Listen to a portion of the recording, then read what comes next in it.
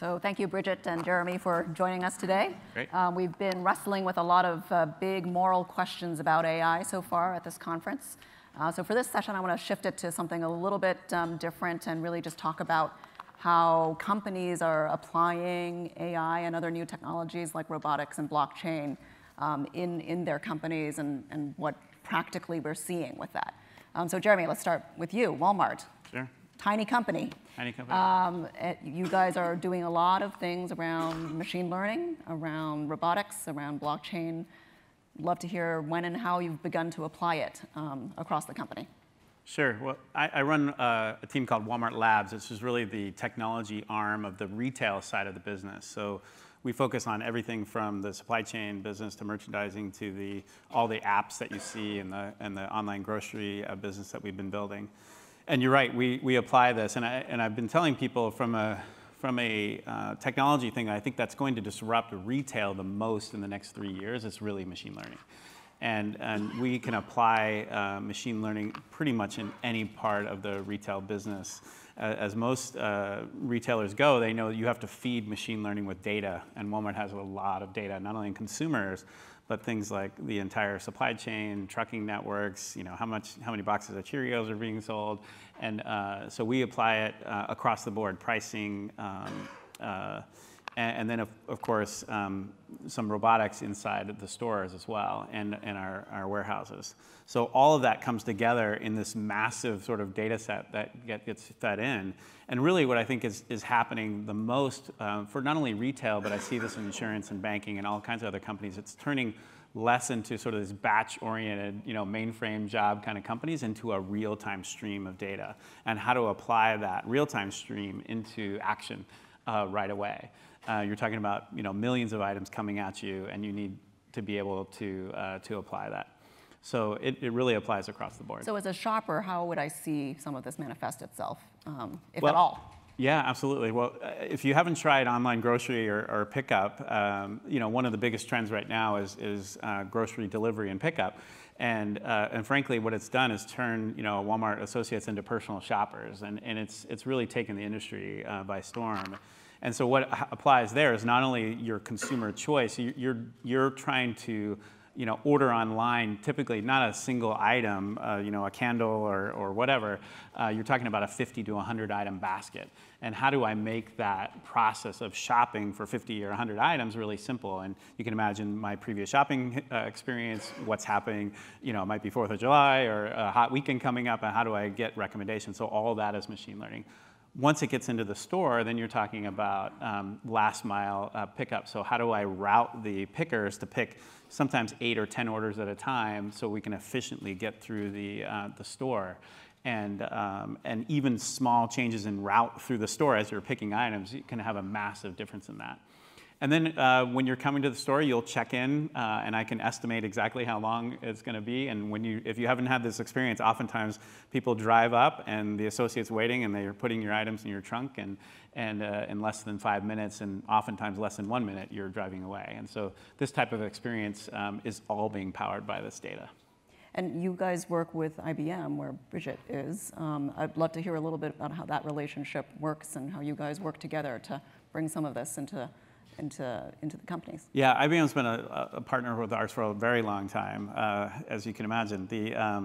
The biggest thing we've been working on, most newsworthy, really has been the blockchain work we've done on fresh food delivery. And it's really about how do I take the data, like this mango got picked from this particular field and then was controlled through the entire supply chain, and the correct temperature control using IoT devices, and then got to what warehouse and then eventually what store. So how do you control that entire supply chain? And the blockchain work that we've been doing with IBM is really that's really the freshness of fresh food is really the key to that. Bridget, before you talk about what you were working with with Walmart, can you talk a little bit about how the blockchain work that you guys are doing, is that really any different from just a database? Yeah. So I'd perhaps start in a similar place. And if we look at the real world application of blockchain or AI, there is enormous potential, but it needs to be counterbalanced against something that I think this conference has talked about a lot, which is the impact on trust. And that is, is this data used in a kind of creepy crawly way or for positive personalization for me as a consumer? Can I trust what you're going to do with my data? Can I trust sustainability and provenance, which is the blockchain point that Jeremy's made? And can I trust what will happen to my job in the future? So I think there are a lot of questions around the balance of how do we apply the technology and doing it with high degrees of trust. And last year the Edelman Trust Index dropped 37 points. 37 points. So you have to look at this, and many consumers are saying it's CEOs' jobs, not government's jobs, to actually rebuild trust. And the bulk of CEOs we've surveyed has said trust is the most important force they face at the moment, more so actually than revenue or profits or new products. So I think that's the world we're in when we think about ushering these new technologies in the raw. So going first to blockchain, which I think pairs very, very much actually with AI. We can talk a little bit about both, but what blockchain does in a world where people want trust, transparency, and trackability is it allows that to be established between multiple parties in any complex process flow or interaction. So if you thought about complex supply chains between multiple parties, like in this situation, food farmers, food growers, food processors, consumer package industry participants, shippers, and retailers. Those are the participants in the blockchain that we've collaborated on together, and they all gain something because we can actually show provenance, freshness, and recall an item in 2 seconds. Today it takes more than a week for the best-in-class recall. So the implications for food safety, food provenance, and the lack of wastage are huge. And the reason it needs a blockchain versus a traditional database for something like that is that you can share simultaneously through parties who inherently don't trust each other. You can pick which data you share to need to do your process, and that data is immutable. In other words, every step of the block is immutable, so everybody has to agree to it. So that is the beauty. It can create trust, transparency, and trackability in ecosystems where problems that couldn't be solved before, like food freshness, can now be solved. So I look at this and say, the days of sort of blockchain as a technology proof or as a crypto point are coming to an end, and the days of where it really will make a very big difference to processes and allow ecosystems to be built are coming. So you can look at a large blockchain like the Walmart, Carrefour, Unilever on fresh food, but you can also look at much smaller areas such as jewelry. And so there's a startup called Everledger that has basically put diamonds on a blockchain to show that they aren't blood diamonds. Trust Chain has put jewelry on a blockchain, so my earrings or my ring can be tracked from the mine through to buying it through the retailer. Now, why is that important? Because today, 75% of consumers will pay more for something they believe is sustainable and transparent, and 95% will be more loyal to brands that have that. So there is a massive business model benefit as well as a benefit for consumers in doing this. So if you start to think about that, it does allow us to balance this thought of trust together with trackability and transparency. Now, just briefly on AI, then if you start to pair AI to this, AI really says, okay, 80% of the world's data was generated in the last 2 years, and about 90% of our unstructured data in any company can't be used, but we all want this positive personalization. So the point about AI really is, one is the technology prowess that Jeremy talked about to do it, and that is just, it's increasing in leaps and bounds, whether you look about quantum computing, if you think about machine learning in the real world, as well as Jeremy's examples, our weather company now can actually give a weather forecast hourly, used to be daily, and within 3-mile radii everywhere around the world. It's just massive, the improvement. The point though really is, how is the AI used? The combination between man and machine to augment decision making, and the intent and the governance around the usage. So we think, as well as the technology experiments that businesses do, it's very important that they think about the principles by which they use AI. The data is owned by the person who generates it. The models need to be transparent, and it should be in combination with man and machine. What have been the most common challenges as you guys have implemented and applied these technologies? What have you run into that have been the most common challenges? Of course, the technology is still evolving. we're still sort of experimenting. So I'd love to hear what you found. Maybe start with Bridget. Yeah, so I think if I started with AI, I think the most common challenges to think about using it is when it first started, it was really seen as a fairy dusting of AI that would give this massive insight and would allow people to act. And really, AI needs to be embedded into core processes, whether it's my user experience as a consumer, so that my customer experience is better, or whether it's actually a supply chain which is being optimized. It needs to be embedded in the workflow. And that takes work. It's not just the algorithms, it's actually figuring where the decision points are. So that's a very practical challenge. And then the other is this point about intent and skills. So the intent we talked about, what's it going to be used for? You know, is the use good? Do people have the chance to opt in? And being very principled around your use for AI. And I think it's important for every company or every institution that's using it to actually declare on that, because this will be governed by how people use it.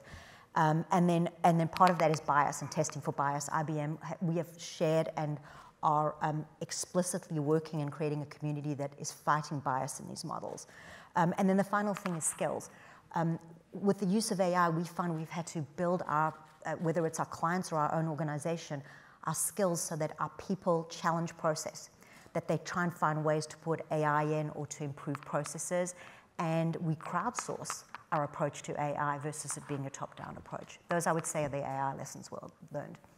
From the Walmart perspective, I think there's a couple of things that always come to mind. Number one is scale, right? And there's a couple of examples of that. One is dealing with not only a really diverse set of data inputs. So if you think about all the things that are spitting out data from IoT devices to robots and these platforms, today there isn't a single platform that pulls that all together. There's several companies that are starting to work on that, trying to aggregate this together. If I have 5 robots in every store, then I have 5 different streams coming from that, not to mention the myriad of IoT devices that are coming. So how do I get that data into a single platform so I don't have to have a different operating system and to run each one of those? That's number one.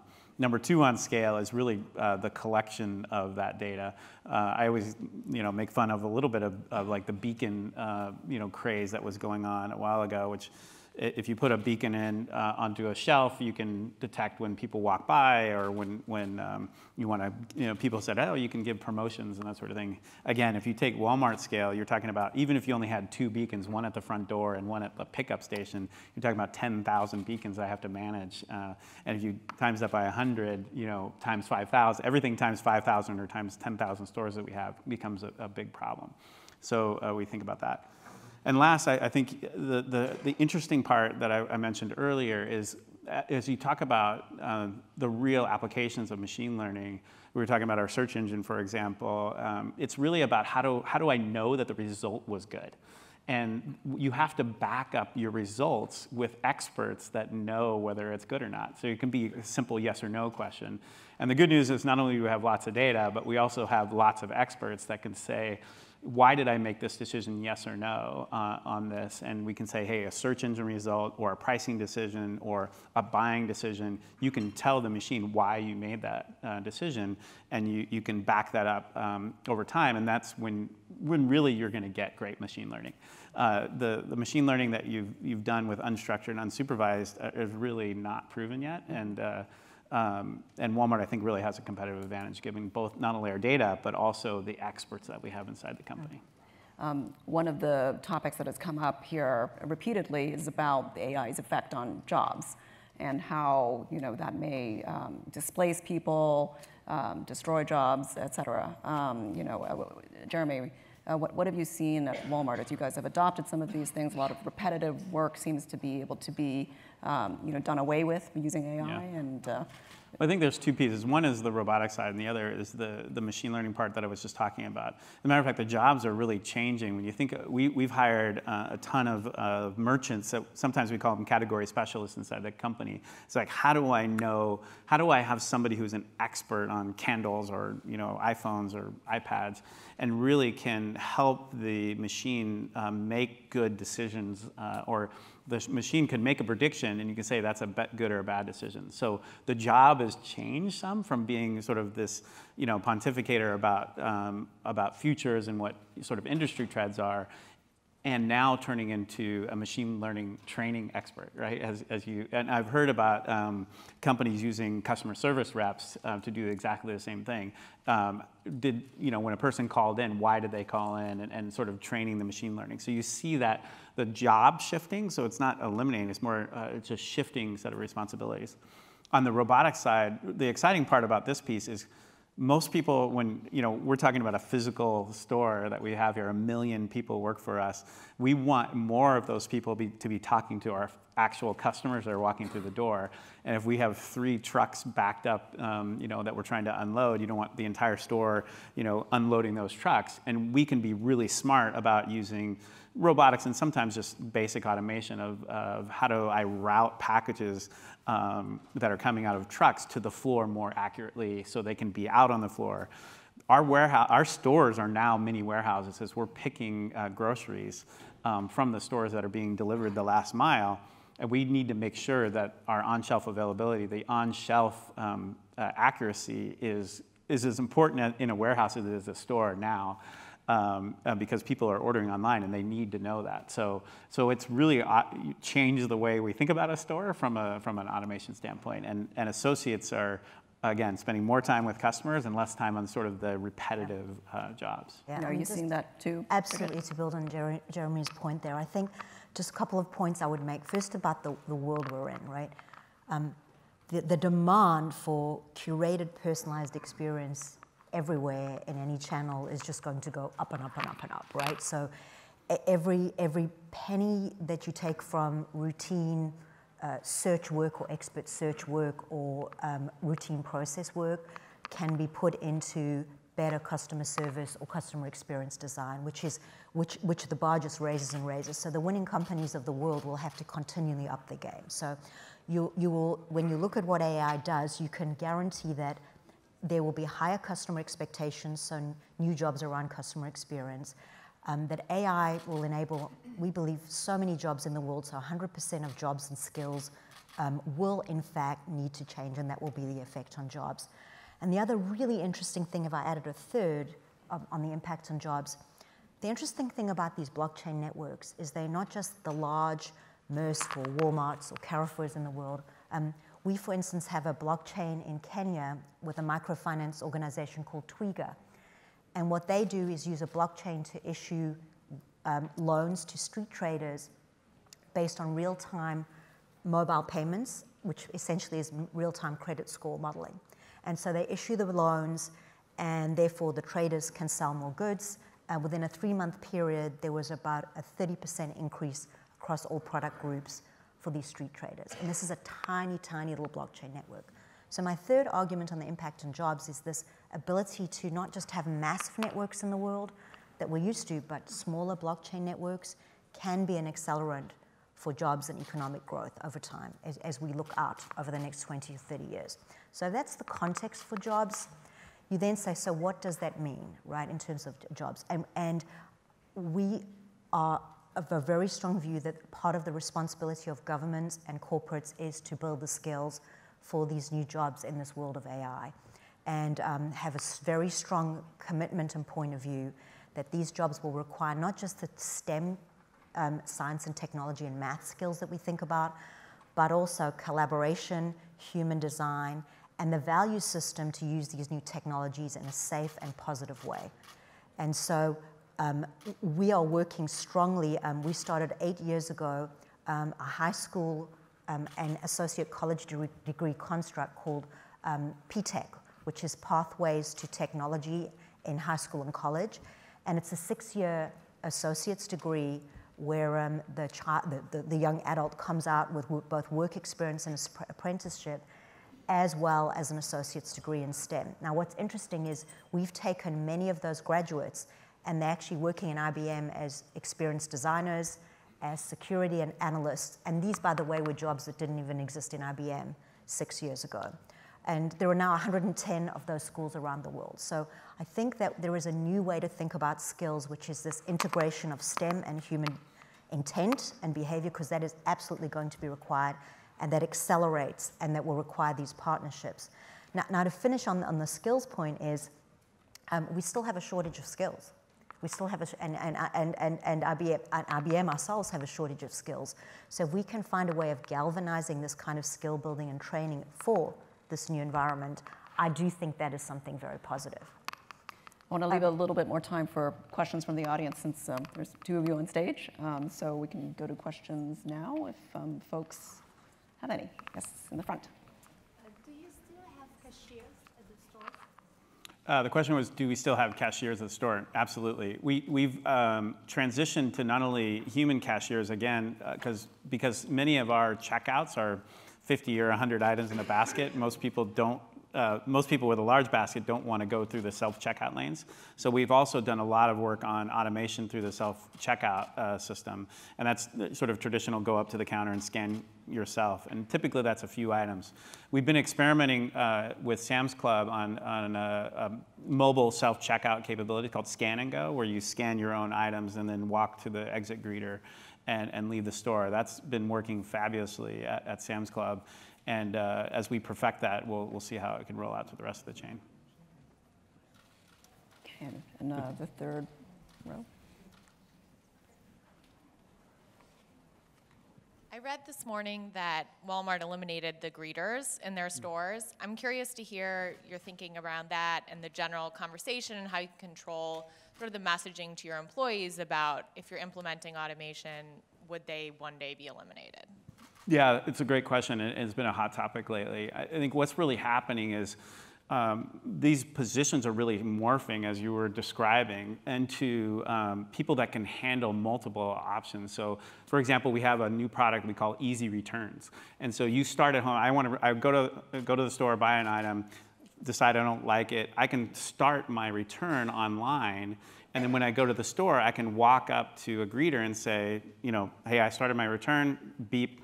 The greeter takes the item, and you're done. You can go on your way. It takes 30 seconds, less than that. It takes 5 seconds to deal with that. So these jobs are becoming more personal shoppers, and that type of experience is what we're looking for. So I think it really ties to the overall experience of what's really happening in the industry as we become more shoppers for picking items, returning items, going out to the cars and loading groceries into your vehicle, and it's really just a morph job. We've actually created about 30,000 new jobs that are really just personal shoppers through the store, picking your particular items and then going out to your vehicle to drop in items into your shopping goods into the store. Not to mention the last mile delivery piece. So it's a transition period for all of retail, and that's what's really happening. Way in the back. Oh, I'm curious to hear about if you're using AI or other technology for performance management for employees in store or employees elsewhere. As you probably heard recently in the news, we've been really trying to make sure people have the right jobs at the right time, and we've been recently rewarding people for good performance. So, and really, it's about not only doing your job well, but also just showing up to work. We have, I think, 300,000 people that work for Walmart that have perfect attendance. And we want to make sure those people are getting rewarded as part of their overall compensation plans for being good employees. So while we're not really using machine learning for that, it's really morphing into getting people into the right jobs and getting training to the people as these jobs changed. We've done some fantastic work with a company here in Silicon Valley on VR training. And it's really about cross-training people across a multitude of jobs, not only stocking shelves, but talking to customers, but dealing with returns. And you can imagine there's hundreds of different processes in the store, from optical to pharmacy to unloading trucks and then just helping customers find items. So really that's what we're focusing on, is sort of cross-training and getting people through the process. Maybe I could just add a little to that. From an IBM point of view, we have a company where every year about 25% of employees move jobs. So training and reskilling is very important. So we've been using machine learning and our own capability of Watson to actually look at the way employees communicate, how they communicate about their work and their workflow, and to recommend both training and also career path options, which works very well. And we use a reinforcement learning with the feedback it actually gets from employees. So that's been working very well. We also use it to scan resumes, and we've discovered that, in fact, a lot of the time we might, a lot of the capabilities that we might ignore on the face of, say, the college or the amount of years college education, we've turned that upside down because we've started to really value experience and the ability to relearn a lot more. So I think a lot of the ability to learn behaviorally and see behaviorally that AI will allow will actually really help employees' growth and development, which will be key. We have time for one final question if anyone has any. Right, they're on the left. Hi, this is a follow-up on the question about the greeter role being eliminated. So a high percentage of Walmart greeters are actually disabled workers, and I'm curious how you see career paths for disabled workers evolving as technology also evolves at Walmart. Boy, I wish I could help you. I'm the CTO of Walmart. I don't really, that's not my area of expertise. I think the company as a whole, we were talking about, not only our openness for hiring all types of workers around the globe, and that's really, I was just talking this morning about the veterans programs that we have and just opening our doors to essentially any veteran that wants to walk in. We have just a myriad. If you look at Walmart, we have a great history of employment practices and bringing people on board. And inside Walmart Technology, we have a fantastic group of diverse engineers all across the globe that we really relish that type of diversity. So I can point you to the right people if you need more details on that. So Thank you. Thank you, Bridget. Yeah. Thank you, Jeremy. Thank you. Thanks for having us. Thank you. Thank you.